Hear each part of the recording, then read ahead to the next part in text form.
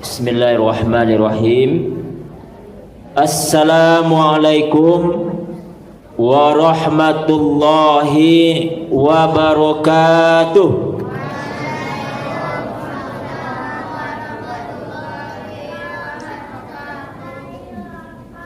Alhamdulillahi rabbil alamin. Nahmaduhu wa nasta'inuhu wa astaghfiruhu wa na'udzu billahi min syururi anfusina wa min sayyiati a'malina. May yahdillahu fala mudhillalah wa may yudlilhu fala hadiyalah. Asyhadu an la ilaha illallah wahdahu la syarikalah wa asyhadu anna Muhammadan abduhu wa rasuluh la nabiyya ba'da amma ba'd. Wa qala Allah ta'ala fil Qur'anil Karim, a'udzu billahi minasy syaithanir rajim. Bismillahirrahmanirrahim. Ya ayyuhalladzina amanu kutiba 'alaikumus syiyam kama kutiba 'alal ladzina min qablikum la'allakum tattaqun. Shadaqallahul azim. Bapak-bapak dan ibu-ibu jemaah tarawih Masjid Nurul Ihsan yang dimuliakan Allah Subhanahu wa taala. Bersyukur kita kepada Allah Subhanahu wa taala. Alhamdulillah kita masih diberikan oleh Allah nikmat sehat, nikmat hidup, nikmat kekuatan hidayah iman. Semoga kita selalu menjadi hamba Allah yang mensyukuri nikmat Allah. Karena orang yang mensyukuri nikmat Allah adalah orang-orang yang diberikan rahmat oleh Allah, yang kemudian dibuktikan dengan dia melaksanakan ibadah kepada Allah. Syukur tidak cukup dengan ucapan kalimat alhamdulillah, tetapi juga dibuktikan dengan ibadah kepada Allah Subhanahu wa taala. Kemudian selawat dan salam kita sampaikan kepada junjungan Nabi kita, yaitunya Nabi Muhammad sallallahu alaihi wasallam. Allahumma salli ala Muhammad wa ala ali Muhammad. Judul daripada tausiah Ramadan pada malam hari ini adalah puasa yang mempunyai kualitas tinggi. Oi, Bapak, ya makna apa judulnya, Pak? Judulnya adalah puasa yang mempunyai kualitas tinggi. Timbul pertanyaan di awak, berarti ada yang tidak berkualitas? Ya dah, Bu. Kalau ada yang tidak berkualitas, ba'a pula bantuannya. Kalau yang berkualitas tinggi itu, ba'a pula bantuannya. Namun Bapak dan Ibu, tentu kita berupaya semaksimal mungkin untuk bisa melaksanakan puasa dan termasuk ibadah-ibadah dalam Ramadan mempunyai kualitas yang tinggi. Apa kata Rasulullah sallallahu alaihi wasallam? Kam min shaim laisa lahu min siyami illal ju'i wal atash. Banyak kata Rasulullah di antara umatku yang melaksanakan puasa, tetapi yang dapat bagi dia adalah hanya menahan haus dan lapar saja. Puasa dilaksanakan, dia melaksanakan puasa pada siang hari, tetapi selama Ramadan inyo melaksanakan puasa nan dapat inyo haus dan lapar saja. Kenapa? Karena puasanya tidak berkualitas. Beko kita tunjuk puluh, beko apa jibu baanan bantuknya yang berkualitas. Padahal di dalam bulan Ramadan ini adalah dikatakan oleh Rasulullah, begitu banyak hadis Rasulullah yang sahih. Man soma man qama ramadhana imanan wa ihtisaban ghufira lahu ma taqaddama min zambi. Bagi siapa yang melaksanakan puasa, bagi siapa yang mendirikan ibadah Ramadan mengharapkan ridha Allah, maka diampunilah dosa-dosanya yang telah berlalu. Itu mana kau dapat dakwah dapat je ibu. Ya betul Pak? Ya betul Bu? Ia memang yang berkualitas. Ia memang awak diampuni dosa awak di Allah Subhanahu wa taala. Tapi apa je ibu? Jangan ragu-ragu lai. Awaklah hadir di masjid, awaklah melaksanakan puasa di siang hari mengharapkan ridha Allah, awaklah melaksanakan ibadah tarawih pada malam hari setiap malam di bulan Ramadan. Bermohon kita kepada Allah, semoga kita menjadi hamba Allah yang muttaqin. Amin amin ya rabbal alamin. Bapak dan Ibu jemaah yang dimuliakan Allah, ada lima hal yang kita sampaikan malam kini supaya puasa itu berkualitas, supaya tidak hanya puasa, ibadah di bulan Ramadan itu bisa berkualitas. Kalaulah terlaksana lima beko Pak, insya-Allah puasa yang awak lakukan itu memang mempunyai kualitas yang tinggi. Apa lima itu? Nan pertama adalah tazkiyatum bin nafsi,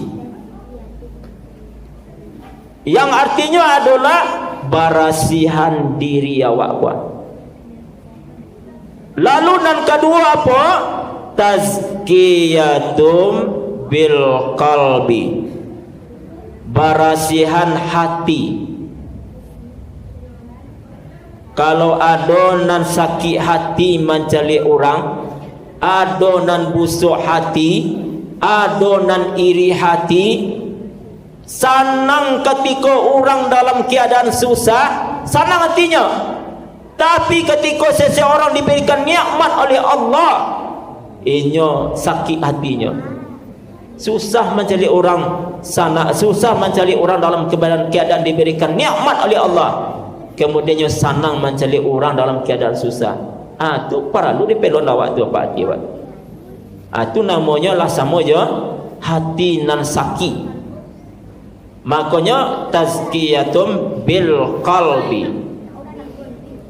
Itu nan kedua. Nan ketiga apa? Nan ketiga adalah tazkiyatum bin niyah. Apa itu niat? Sesuatu yang kita kerjakan, puasa Ramadan yang kita laksanakan hanya semata-mata mengharapkan ridha Allah. Berdoa kepada Allah, ya Allah, terimalah ibadah puasa hamba ya Allah. Berharap, selalu kita berharap kepada Allah Subhanahu wa taala yang disebut dengan rojak. Rojak itu awak selalu berharap kepada Allah. Lalu kemudian kata Rasulullah, innamal a'malu binniyat, bahwa segala sesuatu itu memang tergantung kepada niat yang ada di diri awak. Itu nan kepada baru tadi itu. Nan ketiga anak ya nak. Kemudian nan kampe adalah tazkiyatum bil lisan, membarasihan lidah. Ba'a caranya tu Ustaz, selama di bulan Ramadan, ataupun sebelum Ramadan, sesudah Ramadan, nan lisan awak ko memang perlu bana dijaga apa-apa je ibu. Lidah ko indak batu, lidah dak batulang nan kalamak sedeknya mengecek. Makanya mana bisa awak memfilternya? Iman awak tadi itulah yang bisa memfilternya. Ikolah menyabui kesalahan orang lain, ikolah mengandung unsur ghibah, ikolah mengandung gunjang namanya. Tahan. Makanya kata Rasulullah, di bulan Ramadan banyak-banyaklah kita membaca zikir, banyak-banyaklah kita membaca istighfar. Astaghfirullah Rabbal baraya, astaghfirullah minal khataya, astaghfirullah Rabbal baraya, astaghfirullah minal khataya. Rasulullah sallallahu alaihi wasallam tidak kurang daripada 100 kali mengucapkan kalimat istighfar. Coba bayangkan apa-apa juga 100 kali setiap hari. Padahal Rasulullah itu adalah maksum. Itu namanya kalau diperbanyak membaca istighfar di bulan Ramadan, banyak-banyak berzikir. Kalau ada rasanya yang bisa mengandung unsur, ya mengandung unsur memfitnah orang, ditahan. Rasanya bisa menyinggung perasaan, ditahan. Makanya di Ramadan banyak-banyak zikir dan banyak diam untuk berkomunikasi jo sesama kita.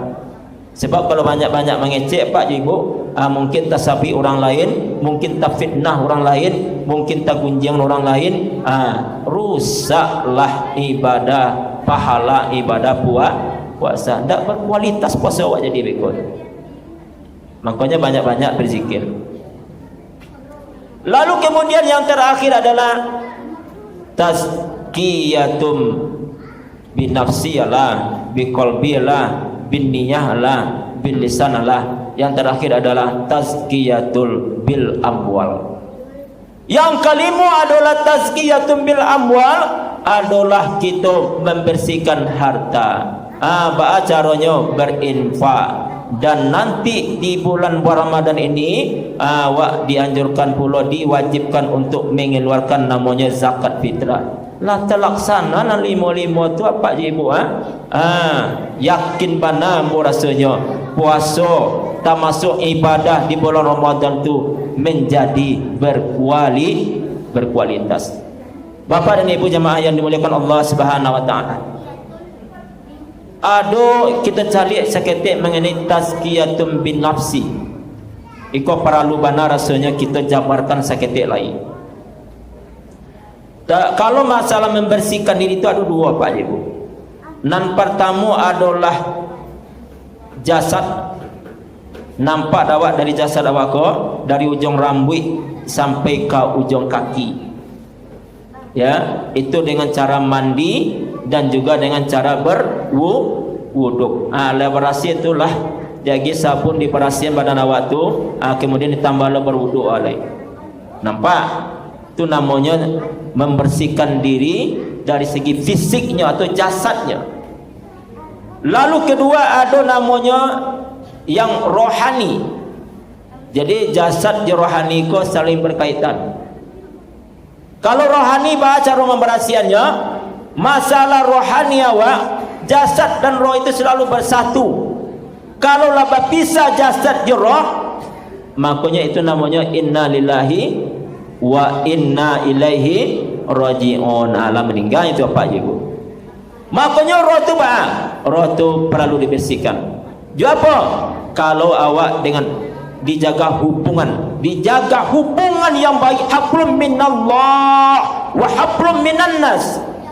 Jaga hubungan baik dengan Allah dan jaga pula hubungan baik dengan sesama manusia. Kalau je Allah wa kini kuah, alhamdulillah lah hadir di masjid, lah puasa wak siang tadi, datang ke masjid salat berjemaah, salat tarawih, hablum minallah. Alhamdulillah. Lah berusaha wak untuk bermohon taubat kepada Allah. Ya ayyuhalladzina amanu tubu ilallahi taubatan nasuha. Kalau awak bersalah kepada Allah, berbuat dosa kepada Allah, lakukanlah dengan cara taubat. Maka kini kau lah termasuk hamba Allah yang menjaga hubungan baik dengan Allah.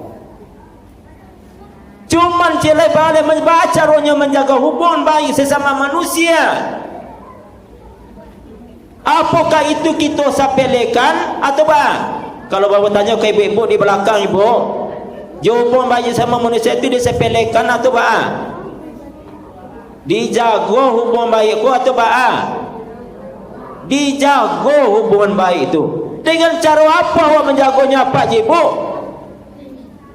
Dengan cara fa'fu was dijaga awak hubungan tadi dengan cara fa'fu wasfahu.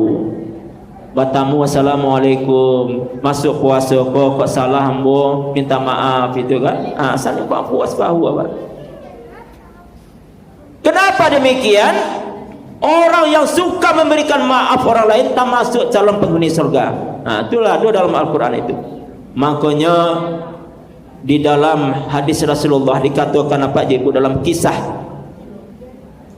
dalam puasa ko ketika masuk dalam bulan Ramadan di penghujung Sa'ban dahulunya Nabi sedang menyampaikan ceramah, menyampaikan tausiah. Apa nanti jadi ketika itu apa Ibu? Ketika Nabi berceramah, beliau terdiam. Tahanuk Nabi ketika menyampaikan ceramah. Anyang Nabi. Lalu Nabi mengucapkan kalimat amin sebanyak 3 kali. Amin, amin, amin.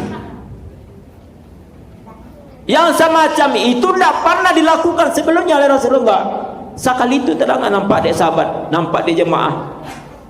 Lalu kemudian setelah selesai, kemudian para jemaah bertanya, sahabat bertanya, ya Rasulullah, apa yang telah engkau lakukan, yang telah engkau aminkan ketika menyampaikan ceramah tadi?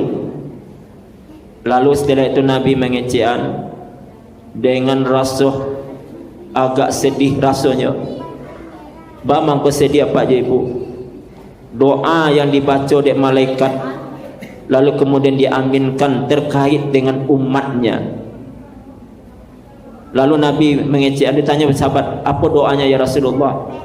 Ada 3 yang dibaca doa dari malaikat Jibril, lalu kemudian aku aminkan kata Rasulullah. Doa yang pertama kecek Nabi, ya Allah, jangan terima puasa seorang hambamu ya Allah kalau seorang anak belum meminta maaf kepada ayah jo ibunya.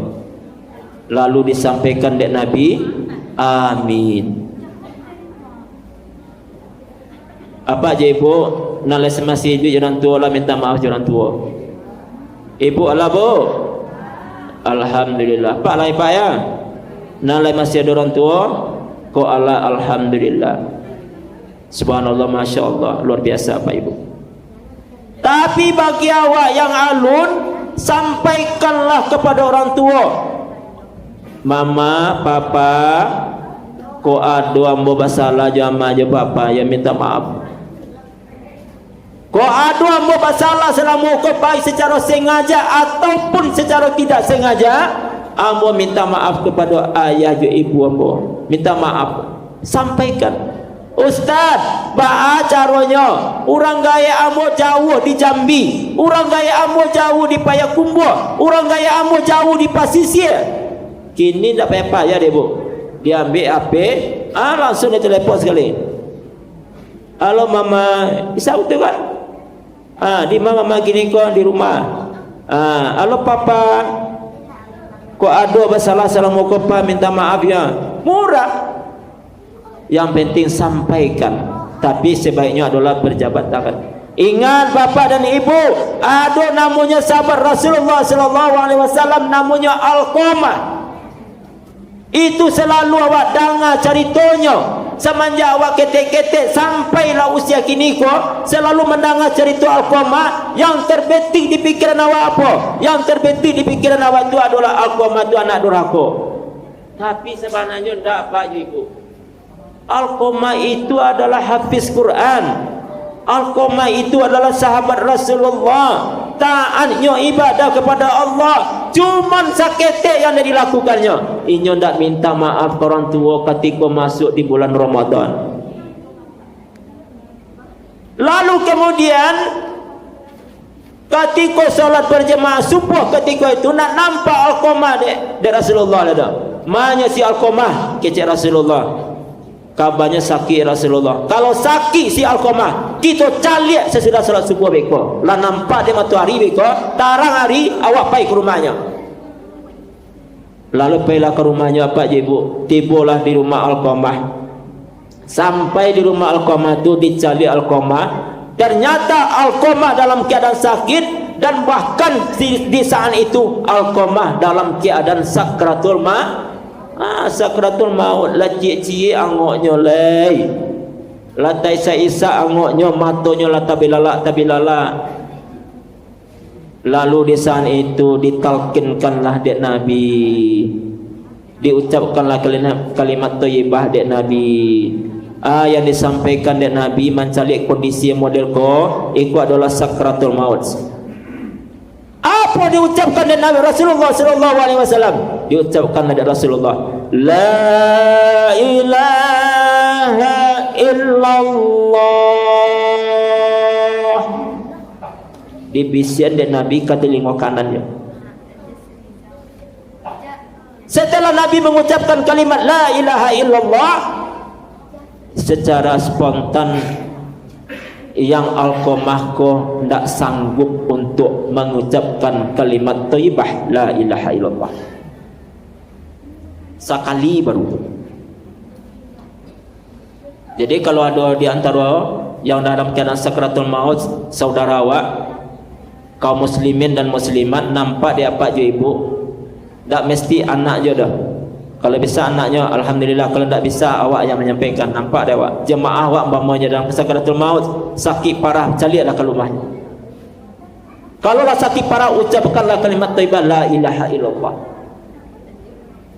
Tapi Nabi 3 kalinya berhenti lagi, diulang sekali lagi la ilaha illallah. Dan si Alqamah pun dia dah sanggup dia membaca dia Pak Ibu. Sampai 3 kali Nabi mengucapkan kalimat la ilaha illallah. Kemudian Alqamah tak ada responnya dah.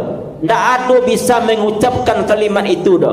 Lalu Rasulullah berfikir, apalah salah si Alqamah? Kok puasanya rajin? Kok salat tarawih malam rajin? Solat 5 waktu apalagi bersama Rasulullah. Kok bersedekahnya dermawan. Ini termasuk hafiz Quran. Lalu Nabi berfikir, kok tak bisa Alqamah mengucapkan kalimat la ilaha illallah? Lalu apa yang terjadi? Disampaikan oleh Rasulullah, para bapak ibu, laya dojo orang tuanya dah tak, orang gayanya dah ada. Menjawablah ketika tu sahabat, lai Rasulullah, ibunya masih ada Rasulullah, tapi kalau bapaknya lah meninggal. Kini capui amaknya suruh kemari. Disuruhlah dia datangi amak tadi kau. Pailah sahabat berdua menjapui amaknya, tiba di rumah. Assalamualaikum bu. Waalaikumsalam. Ibu orang tuanya si Alqamah, iya benar. Alqamah kini sakit. Tolonglah ibu datang mencarinya. Indak doa ambo nak mencari si anak ambo tu dah. Anak ambo tu kurang ajar. Ni kecenya kurang ajar anaknya. Anak yang tak ibadah. Abang orang tua menyampaikan kepada itu apa je ibu? Tandanya orang tua tu lah sakit hatinya. Apakah orang gayanya tampak indah? Apakah orang tuanya yang mengucapkan kata-kata yang tidak baik di Alqamah? Indah. Ternyata disampaikan oleh sahabat, kini begitu ajalah ibu, datanglah ibu dulu. Rasulullah, dek kerana Rasulullah menyabik ramah Rasulullah, baru ibu tadi kau nak mau datang. Biarlah ambo memang cari, tapi ambo ingat ambo nak kena mau baginya maaf. Lalu pergilah ke rumah. Tibalah di rumah Alqamah. Pas bertemu je Rasulullah. Rasulullah langsung menghampiri, karena ini adalah dalam keadaan sakratul maut. Lalu disampaikan dari Rasulullah, ibu orang tua si Alqamah, benar ya Rasulullah. Kini gikolah ibu Alqamah kini ko dalam keadaan kritis, dalam keadaan sakratul maut. Ko ada salah-salah Alqamah ibu, kita palapih lah juati yang suci jemuko nan janiah. Ko ada salah-salah Alqamah selama ko ibu, yo tolonglah ibu berinya maaf. Najawe ibu tadi, ya Rasulullah, ambo dah kena ambo makanya maaf ya Rasulullah. Ambo lah sakit hati ambo ko ya Rasulullah. Sakit bana hati ambo dan ambo ko. Papikir Nabi dia apa makin ko yo. Ditanya dia Nabi tadi, Rasulullah, dia apa ibu sakit hati ibu? Dulu ambo sakit dulu. Lalu mungkin dia ambo mengharapkan datang anak ambo ke ambo. Ambo tak sakit di rumah. Kemudian disuruhlah si Alqamah datang. Disampaikanlah pesan kepada sahabat, kawan-kawan daripada Alqamah. Lalu pesan itu leh sampai, tapi Alqamah nak namo datang dah. Sehingga berkali-kali dia sampai di sini lah rupanya tersangkut pak. Tak namo datang tak sakit hati orang tua ketika orang tua tu butuh pertolongan anaknya. Jadi kalau sakit orang tua awak pak jemput calik lah capek. Kalau tak mencalik ni suruhnya awak pulang misalnya, penjauh jarak awak je nya. Nak calik lama kemarin nak amma gini dalam keadaan ba'a lagi ni kuan. Calik lah capek dah tu. Ba'a sibuk awak, ba'a kesibukan kerja awak kini kuan. Kalau orang tua memanggil, capek pulang. Capek temui. Kalau dari Padangnya temui langsung. Karena dengan itu orang tua tu tersakiti hatinya, dia nak minta pitih ke awak dah. Inya minta datang awak ke situ mencari wajah awak saja pak. Lah gadang hati orang tua tu sebenarnya. Itu mana. Lalu kemudian disampaikanlah dari Nabi dia. Lain namu ibu memaafkan tak? Indah dari Rasulullah. Kalau tak namu ibu memaafkan, dalam keadaan hidup dia akan kita bakar bu. Lah berang lo Nabi jadinya. Tak namu orang gayanya bagi maaf. Rupanya lah disitulah terletak terhalangnya ibadah tadi itu. Makanya kemudian dikumpulkanlah kayu dan sahabat diperintahkan Nabi kamu disiapkan untuk pembakaran supaya memancing orang tua tadi kau. Dia mencari model tu laiti bojo rasa kasih sayang ibu sepanjang jalan. Lalu kemudian kece ibu tadi, ya Rasulullah, ambo tabayang anak ambo waktu ketik-ketik dulu. Inyo dulu anak yang berbakti kepada ayahnya ibu, berbakti kepada ambo. Tapi ketika lah sibuk lah dewasa, lah berkeluarga, sibuk mengurus isteri jo anaknya, sibuk dengan pekerjaannya. Lalu tak pernah dia datang ketika ambo sakit, tak namanya mencari ambo. Sinan saya sakit dia ambo Rasulullah. Tapi sungguh pun demikian, ambo ibu jo karena ambo ko, makanya ambo berilah maaf atas semua kesalahan-kesalahan anak ambo ko. Mengucapkan serupa itu siapa je ibu? Tak lama setelah itu apa yang terjadi? Alqamah langsung mengucapkan kalimat La ilaha illallah Muhammadar Rasulullah. Meninggallah setelah itu Alqamah, inna lillahi wa inna ilaihi raji'un.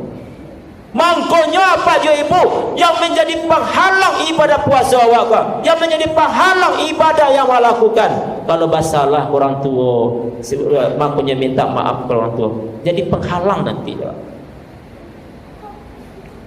Bapak dan ibu jemaah yang dimuliakan Allah Subhanahu wa taala. Lalu kemudian yang kedua adalah apa doa malaikat tadi? Ya Allah, jangan terima puasa seorang hamba-Mu ya Allah kalau antara suami dan istri belum saling memaafkan. Dijawab dan Nabi, amin. Bu, ibu lah minta maaf sama Pak. Alhamdulillah. Kalau masih ada je nana dulu Pak, tiba di rumah beko, sampaikanlah, wahai istriku, ko ado ambo na salah ke adinda, ya agil ambo maaf. Tak masalah dia dapat, tak perlu dari ibu dulu dah. Kalau masih ada yang lalu, saling waspahu awak. Makanya ada juga orang yang tak namu minta maaf antara suami dan isteri. Ikut nama bahaya. Tapi lunakkan hatinya, berdoa kepada Allah, ya Allah berikanlah maaf. Makanya apa-apa je ibu yang di masjid Nurul Ihsan ko, Nurul itu ada artinya cahaya. Ihsan adalah kebaikan, cahaya kebaikan. Ambo yakin mana ndak ada seluruhnya lah minta maaf sama ayah dan ibunya dan kepada antara suami dan isteri. Lalu yang terakhir adalah, ya Allah, jangan terima puasa seorang hamba-Mu ya Allah kalau antara sesama tetangga dengan kaum muslimin dan muslimat, dengan rekan kerja, tetangga awak sampai keraja, kawan-kawan awak, kalau masih ada bermusuhan, makanya saling memaafkan. Karena jawab dari Rasulullah, amin. Makanya kalau lalun saling fa'fu wasfahu awak. Semoga ibadah Ramadan awak itu diterima oleh Allah Subhanahu wa taala, dan puasa dan kita laksanakan tu menjadi puasa yang berkualitas tinggi. Amin amin ya rabbal alamin. Bapak dan Ibu jemaah yang dimuliakan Allah Subhanahu wa taala, kita tutup dengan sebuah pantun. Orang kayo dari Kurinci pai bajalan ke Pasatapan, bersihkan dosa dari diri sebelum masuk ketika di bulan Ramadan. Kalau Ramadan awak tetap je saling pak puas bahu. Kayu waro tanahnya tinggi, basimpang jalan ke angso duo. Mohon maaf pengganti diri karena kita lah masuk di bulan puasa. Dari painan tarui katapan, lurih jalan ke moko-moko. Salah dan khilaf tolong maafkan, supaya badan jauh dari dosa. Tapan balainya pakan senayan, banyak orang menjual ikan. Karena puasa kita laksanakan, puasa kalah kita laksanakan, marilah kita saling memaafkan. Mudah-mudahan berdoa maka Allah dak ada awak masalah ju hablum minas kuasa saya seluruhnya lah saling memaafkan awak. Makanya ibadah pada umumnya dan puasa pada khususnya dapat bernilai tinggi, mempunyai kualitas tinggi di sisi Allah Subhanahu wa taala. Barangkali itu yang mungkin kita sampaikan pada kesempatan ini. Mudah-mudahan bermanfaat bagi kita semuanya. Terima kasih atas segala perhatian. Mohon maaf atas segala kekurangan. Wabillahi taufiq wal hidayah. Assalamualaikum warahmatullahi wabarakatuh.